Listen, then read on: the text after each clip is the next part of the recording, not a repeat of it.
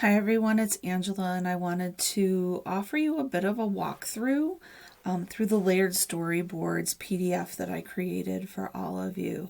If you look at the cover, you'll see that I've actually put some speech bubbles on top of this image of a layered storyboard that was made, and those speech bubbles reflect what the writer recorded, the audio recording that went along with the conference that accompanied this particular piece, so that you can get a sense of, what it looks like and what it sounds like when writers actually speak to their design choices. This is so important because on the surface, these often look really pretty or cute, but they don't look very complex necessarily. And so if you take a peek right at the cover, you're going to get a sense of the kinds of things that writers say when I ask them to share what they're making and what their design choices represented when they were building these beautiful multimedia and layered storyboards. On the second page, I describe what a layered storyboard really is. I reference storyboarding in its most common sense. Many of us are familiar with storyboards. We use them when we're planning narratives with writers, or even when they're creating arguments, research and information writing. Storyboards are really great planning tools, and we've used them for a long time with written words and with illustrations and even doodles and sketch notes to plan linear texts that move in a linear order. Layered storyboards are very similar, except we use different materials like images and found objects and ephemera and other loose parts to give them texture and to make them multi-dimensional and even multimedia too. I don't talk about this in this particular document, but I think some of you can understand how I could take the pictures of these layered storyboards that are even in this packet, and I could bring them into something like Canva or PicMonkey or another editing tool and add audio or video to them and make them even more multimodal. On this particular page, I share some ideas around what elements you might want to invite writers to include or represent in a layered storyboard, as well as design considerations. It's really important for you to know I never have writers work with more than 3 or 4 to start with. And if they're very young or very inexperienced, you might just start with 1 or 2 elements or 1 or 2 design considerations as well. You might begin by having kids just create one panel, like you see here for Grandfather's Journey.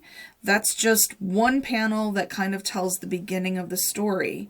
That second photo that you see on the right is the end of the story, and it comes from a 3-panel storyboard, which you see at the top of the page.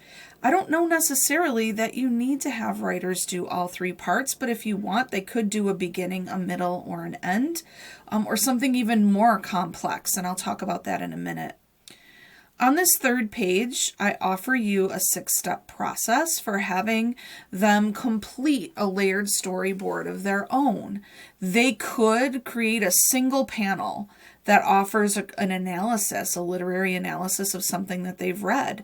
If they're very young, they might just retell a story, or they might create a single panel that serves as a composition that tells the whole of a story that they might want to actually put into written words eventually. You'll see examples of a literary analysis of The Hate U Give. That's a single panel there. And then you can see how one writer retold Grandfather's Journey over multiple panels. There are different ways to mix up this approach, so I've shared some additional approaches here. Writers, like I said, could plan across panels. They could plan just the beginning and then label or transcribe it and write just the beginning of their own composition. Then the next day or the next week might focus on the middle, might focus on the end sometime down the road. And in this way, we're making in order to produce written words. I mentioned how we might go digital as well.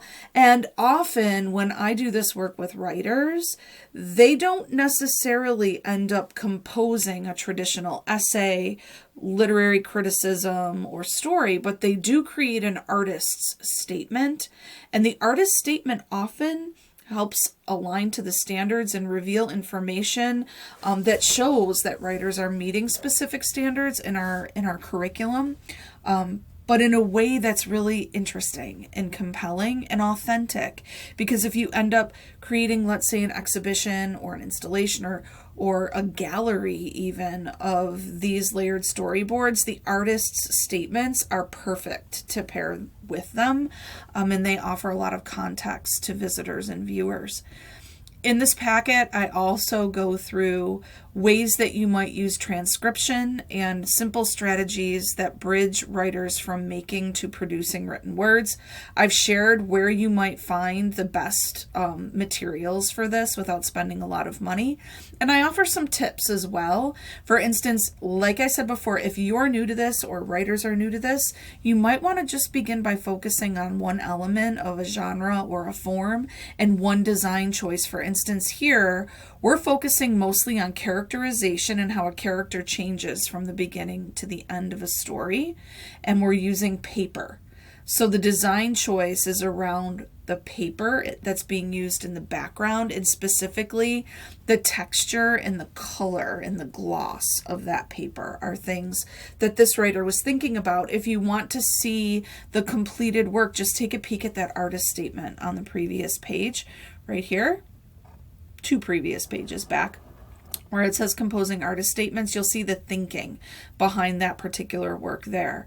I also recommend that you have settings and characters and topics and concepts and themes and textures on hand. I love using different kinds of scrapbooking paper. I will gather paper from magazines and newspapers and mail inserts that serves for good backgrounds. I also cut out lots of images and create paper dolls out of magazine images and things that I find in copyright-free archives online. Paint chips are really wonderful for design, thoughtful design choices, and I often cut out a lot of titles and words. Sometimes we're compelled to tell writers to just go do it, and we hand them a magazine and let them cut it up. I find that new writers need a bit of a scaffold. Kids who are not typically used to working in this way appreciate being offered materials, and if they struggle, limiting those materials is often very useful as well. Coaching metaphorical thinking requires intention. I love Taylor Molly's frame. And an example of that is my sisters are keys to history, which is to say each of them carries memories that unlock a painful past that we need to heal from. His frame is X is Y, which is to say this is used with his metaphor dice, which I am a huge fan of. But you can lift that frame and use it inside of this work as well. In the absence of that frame, writers who are not used to working this way may struggle and be very literal in their interpretations. I've shared here as well these structures, which some of you are very familiar with at this point. They just sort of offer a perspective, one perspective around the structures and the pieces or the panels inside of different forms.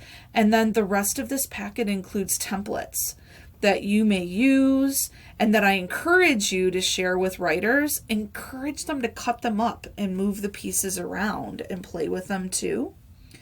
I also shared some simpler templates toward the end of the packet for those of you who might need them. Now, one important note, what writers put on this particular template doesn't necessarily have to be square. And it doesn't necessarily have to fill the entire space. The images and the shapes and the templates in general are there to inspire and to guide your eye and decision making. They're not necessarily fill in the blank worksheets that need to be filled out in a perfect way. I think a lot of you probably understand and appreciate this. If you have questions about any of this, don't hesitate to reach out to me. You can find me on Twitter at Angela Stockman or in the Building Better Writers group on Facebook. book. You may also be interested in creating a bigger inquiry around this. Earlier this week, Paul Hankins was wonderful, reached out to me when he saw me sharing some of these pictures and said that they reminded him of Cornell boxes, and that was something I was not aware of. And so I encourage you, if like me, you are really compelled by this work, to learn more about that particular artist, his incredible story, and his contribution to the world. Like I said, if you want to talk more, come find me on social media or drop me an email at stockmanangela@gmail.com. Thanks.